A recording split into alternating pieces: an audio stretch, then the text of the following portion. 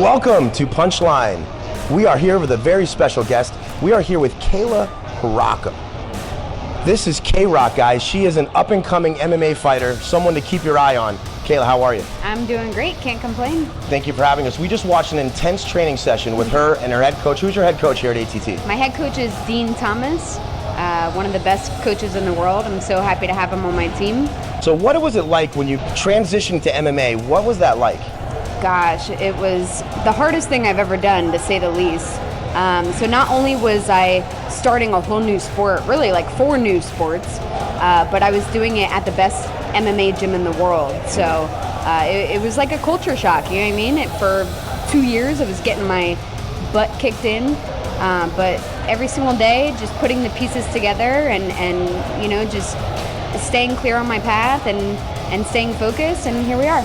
What do you tell yourself day in and day out to keep coming back? I mean, I'm a fighter, so that's what I do. You know, it's natural for me. In the moment, it's obviously hard. You know, I have bad days, and there's times where I want to rip my hair out and quit, but it's just not who I am. And, you know, every day is a fight, and this is what I love to do, so no question about it, I'm going to keep doing it. Wow. Now, watching you train, this woman is incredible. She has an incredible boxing base. Your hands are lethal. So if I was going to fight you, I just peed a little bit, sorry. Not a lot, guys, I'm nervous. Badass, dude. But I would think I would want to take you to the ground. That would be like if I was cornering someone that was going to fight you, that would be the game plan. Like, stay away from her hands. Yeah. So what do you do to combat that? It's tough. I mean, there's like so many factors to this game, and some people are good at this, some people are good at that. The goal for me, I try not to worry about other people too much. The goal for me is to get better in every aspect of the sport. So people may think I'm just a boxer, but I'm in here working my takedowns, working my jiu-jitsu every day. So people might not expect me to take them down, but I'm going for the finish. However I have to finish a fight, I'm going for the finish. So it's not about what other people can threaten me with, it's about what I have, you know? It's about what's going on with you. Exactly, yeah. Now guys, go YouTube her fights. She's got incredible fights. She's always moving forward. She's intimidating. She is a force to be reckoned with. What would your 3 keys to victory be if you had to kick my ass? I would punch you in your chin, I'd punch you in your nose, and I'd punch you in your eye. That would suck a lot. Well, how about just the arm? Just give me like a, all right, guys, this is gonna suck. How about a body? How about a body shot? Should I do it? Should we do a body shot?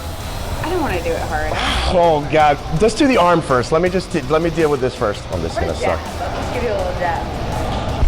Oh, I missed! Arm's hard to punch. Oh my God. All right, let me try a light jab to the body. Oh God. I'm going this way. Oh. Guys. This woman right here is the truth. Now let me ask you another question. Now that I've got a fresh wind here, what's it like to be a woman fighter in a predominantly male-dominated sport? But obviously women are making leaps and bounds in the last 7-8 years, and you're at probably, in my opinion, American Top Team has the top quality MMA fighters in the world. You're training with women like Joanna Jędrzejczyk, Amanda Nunes. The list goes on and on. What's dating like for you? Are guys intimidated by you when they find out what you do? I mean, because if I walk down the street past you, I would just think, hey, there's a pretty girl, not she's a badass that can beat up 95% of the planet. My dating life doesn't really exist. I'm so busy. I'm always grinding. I'm always, you know, training and doing what I have to do to make money and sustain my lifestyle. So I just don't really have the time, you know? So I don't really know. She's just super focused. Yeah, I just which don't is know. why she's going to be the champ. Now, let's just figuratively say, if there was a type for you, would it be like a fighter guy? Or would you look for like a guy that's really in touch with his inner little bitch like me?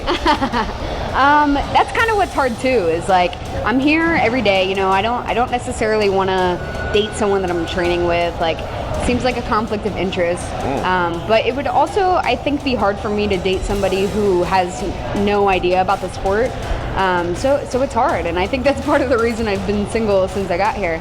But I'm okay with that, you know. I'm trying to better myself every single day, and that's what I'm focused on. So if the right one happens to come along, then we'll see. Now, guys, did you take notes on that? So if you want a chance, you got to know a little bit about MMA. True. Or combat sports, period. Now, you have a fight coming up.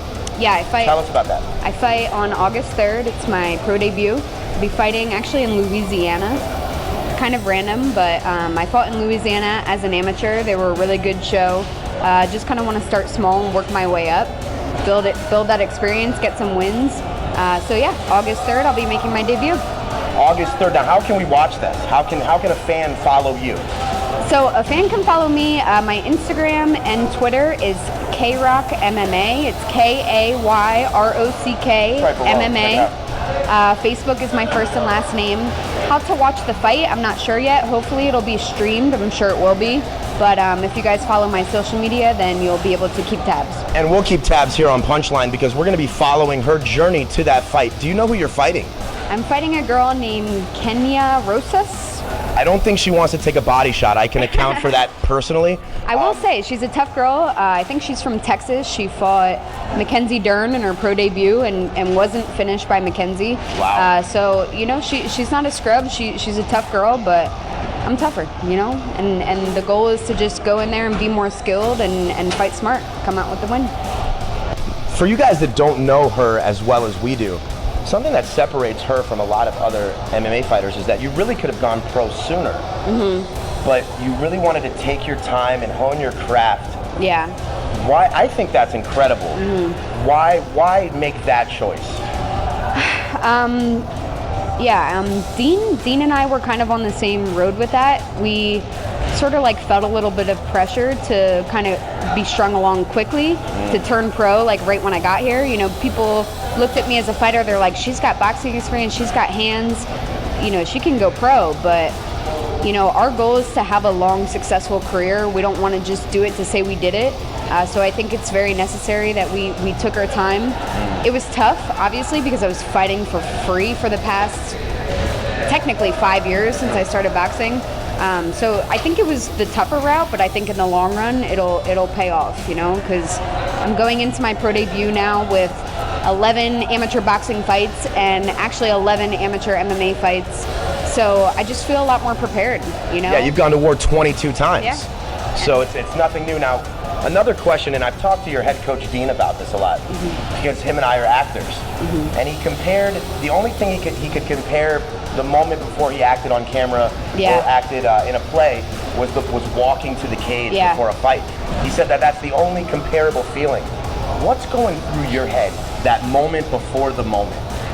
What's the inner monologue? What are you telling yourself? It's so hard. I think that when I'm walking out, you know, I'm just trying to soak in the experience and be present, be in the moment. Obviously, when you're in a fight, it's important to like be calm so you can see everything that's in front of you. So I'm just taking deep breaths. A lot of times I am smiling, you know, reminding myself that I want to be here and this is what I like to do. I'm going to have fun with it. And I usually try to think of like 2 or 3 keywords that I should focus on before, during the fight to like stick to my game plan. Like game plan type stuff. Yeah, whether it's like just very simple. Like left hand. Like movement. Or, you know, move forward or get her out of position. Like just those things that you hold on to that carry you throughout. You know, they say this is a team sport, but you go in there alone. But you really don't go in there alone, do you? Who do you carry in there with you? So, I mean, Dean is obviously my head coach. He's been here at ATT with me since I walked in the door. He found you, didn't he? Discover you? Yeah. Tell us a little bit about that, 'cause that's incredible. I mean, the legendary it's actually a funny story. Dean Thomas. Yeah. Found you. Yeah, it's like fate.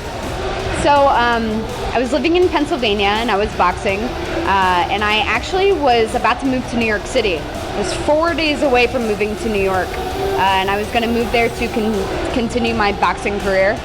And I went to go visit a trainer. His name's Coach Anthony, and we were hitting some pads, you know, and he took a video, posted it on Instagram. Just a random little video. Yep. Messing around with the pads. Yep. Just playing around. I was like out of shape and everything, you know, just like playing around. And I guess Dean followed him, and he saw the video, and he commented on it and said something like, "She's proper," you know, Dean's weird language, basically saying like, "Oh, she's good, you know, she's got something." And I actually ended up messaging Dean. I reached out to him. I'm the kind of person where if I see any ounce of opportunity, I'm chasing it. Yeah. I can relate. So I didn't even really have an interest in MMA at the time. I never really did. I always thought it was cool, but like I never really saw myself doing it, even as a boxer. But when I messaged Dean, I told him the truth. I said, I want nothing more than to reach my highest potential as a fighter, and I know if I come train at the best gym in the world under you, you'll get me there. And, you know, after a short conversation, he said, when do you want to come visit? I said, I'll be there in 2 weeks. So I put my New York trip on hold. Still on hold. Yeah. Took the little bit of money I had left to fly down here to South Florida and visited ATT. Rest is history. She hasn't gone back. Yeah. The rest is history. Yeah. And we're finally at our pro debut now. Mm-hmm. This is the calm before the storm.